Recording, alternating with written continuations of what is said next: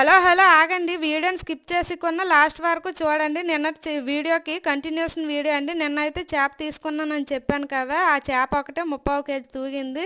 ఇంకైతే ఆ చేపలో కొన్ని ముక్కలు అయితే నేను పులుసు పెట్టాను. ఇంకా నిన్న చేపల ఫ్రై చేయడానికి 3 అంటే 3 ముక్కలే ఉంచానండి. అదేంటి 3 ముక్కలే ఉంచవి ఎలా సరిపోద్ది అనుకుంటున్నారా? ఏం లేదు, ఇంతకుముందు ఎక్కువ ముక్కలతో ఫ్రై చేసినప్పుడు అది ఫ్లాప్ అయితే అయిపోయింది. అందుకని చెప్పి 3 అంటే 3 ముక్కలతో ఫ్రై చేశాను.